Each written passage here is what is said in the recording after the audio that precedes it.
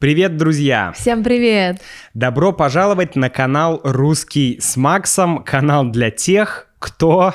Изучает русский язык. Все верно. Это канал для тех, кто изучает русский, и сегодня у нас будет диалог. Сегодня у нас будет диалог с моей женой Юлей. Юля, привет! Привет, Макс!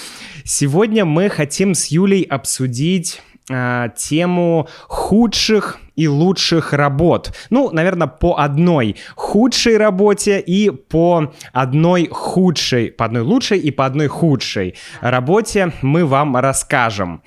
Вообще, Юль, у меня был подкаст про работы, где я рассказывал о своих работах разных и про зарплаты. Очень интересно. Удивительно, как менялись или не менялись зарплаты 15 лет назад в России и сейчас. Но, друзья, об этом будет в подкасте. Послушайте, уже можете послушать об этом в подкасте. Юля, да. Расскажи, какая твоя была лучшая работа? Что ты считаешь своей лучшей в жизни работой? Да, работой. Ну, вообще у меня было очень много разных работ, и где-то 95% из них я считаю классными. Ну, это, мне кажется, крутой результат. Да, мне всегда очень нравилось то, чем я занимаюсь, но, наверное, одной из лучших будет моя работа в роли директора детского лагеря. То есть это твоя лучшая работа? Да, это моя лучшая работа. Быть директором детского лагеря? Да. Я правильно понимаю, это когда у тебя, не знаю, сотня исчадий, да. В смысле маленьких детей? Ну, разного возраста. Да, и, ну хорошо, детей, и ты ответственна там за все, на тебе вся ответственность. Так и есть. Я 2 года работала в компании, где я была главным организатором и руководителем детского лагеря англоязычного для детей от 7, ну и до 17 лет. И ты абсолютно правильно подметил, действительно, я была человеком, который отвечал за все. То есть я набирала команду вожатых, я писала программу, я закупала все эти материалы, и я делала так, чтобы эта программа работала, да? Реализовывалась. И плюс я еще была в контакте постоянно на связи с родителями этих детей. Я была главным и единственным их контактным лицом в лагере. Это было очень тяжело, но было очень прикольно. А в чем как бы прелесть этой работы? Во-первых, на тот момент я хотела много ответственности. Ага, окей. Я работала до этого в детских лагерях, тоже на руководящих должностях, но не в роли директора. То есть тебя вдохновляет, ты получаешь адреналин, когда ты понимаешь, что если что-то плохое произойдет, ты можешь сесть в тюрьму. Ну, это плохо. Но мы не только про уголовную ответственность говорим, но и, в принципе, то, что ты отвечаешь за много процессов сразу. То есть тебе нравилась ответственность именно в том, что ты все контролируешь, да. Ты как бы... управляешь всеми задачами, ты сама все организуешь. Да, и я довольно свободна в своих решениях, то есть я могу включить в программу смены те мероприятия, которые кажутся мне интересными, полезными для детей. Это очень классно, ты можешь реализовать много своих идей. Ну и плюс я, в принципе, очень люблю атмосферу детского лагеря, потому что это очень классное чувство, ты пишешь эту программу, а потом ты смотришь, как 100 детей в ней участвуют, как они радуются, какие эмоции они получают, как меняет их этот опыт, и ты прям вот понимаешь, что все, что ты делаешь, не зря. Интересно. А что про тебя? Какая у тебя была лучшая работа? У меня лучшая работа, честно говоря, самая лучшая работа моя — это то, что мы делаем с тобой прямо сейчас. Это этот человек. Проект. Да, то есть я уже много лет занимаюсь, несколько лет занимаюсь этим проектом. Это лучшее, что я когда-либо делал по ряду причин. Почему? Но я не буду об этом говорить, я лучше расскажу, потому что это очевидно, да, слишком банально. Я расскажу про другую работу, которая мне кажется лучшей, про наемную работу, где я был наемным сотрудником. Так.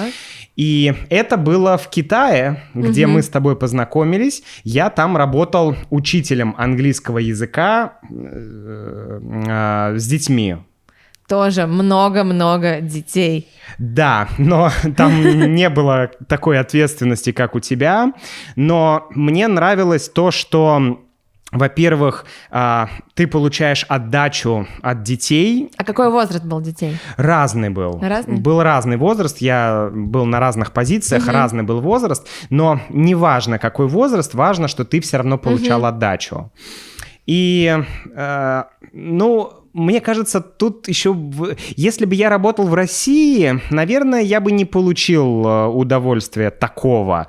Но так как это была новая страна, новая культура, новые горизонты для исследования, там природа, горы, города, путешествия, то все это в совокупности давало, прям огромный заряд и вдохновение. Потому что где я начал этот проект? В Китае. В Китае, поэтому так. Очень круто. Да, перед тем, как я тебя спрошу про твою худшую работу, я напомню нашим зрителям, что можно получать транскрипции, друзья, и к подкастам, и к этим диалогам. И более того, там есть еще и такая справочная информация о новых словах, о трудных словах, и не только, Есть много интересных дополнительных материалов. Присоединяйтесь к мембершип-программе, ссылка внизу под этим видео. Юля, твоя худшая работа?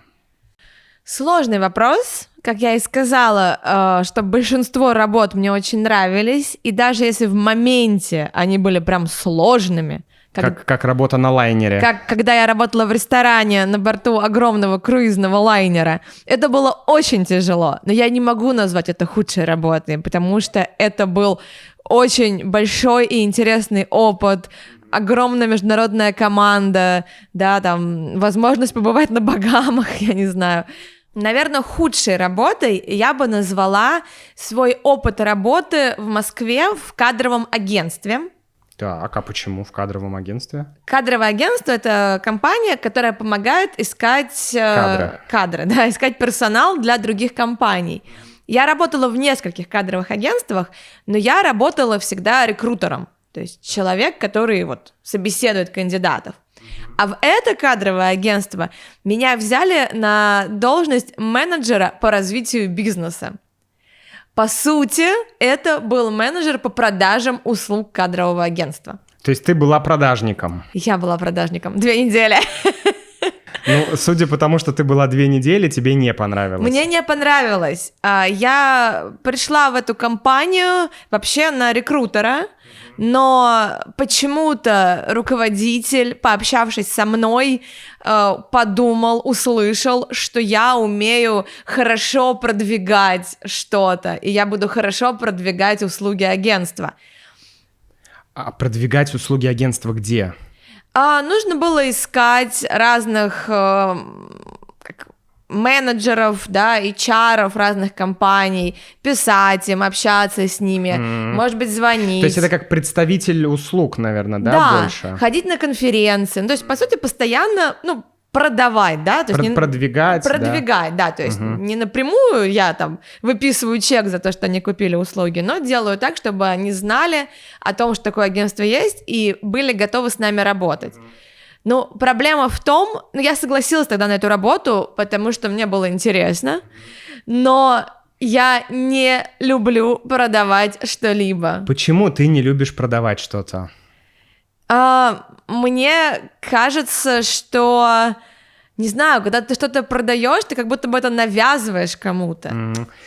Да, я могу сказать, что у меня похожее видение. Я тоже не люблю что-то продавать, и поэтому мне даже в рамках моего проекта всегда было немного тяжело, потому что я не люблю, когда мне что-то продают, не люблю, когда мне навязывают какой-то товар или услугу, и поэтому мне тоже тяжело это делать. Но когда ты понимаешь, что ты не пытаешься продать что-то вот лишь бы купили, когда ты просто говоришь о том, что вот, смотрите, есть классная штука, и когда ты видишь, что людям она помогает, как будто это немного другое. Это другое, и в целом в этом нет абсолютно ничего плохого. Безусловно. Потому что, чтобы о каком-то продукте знали, его нужно продвигать. Много продуктов существует, да, о них нужно говорить, потому что люди могут даже не знать о том, что такое существует, и о том, что им это нужно.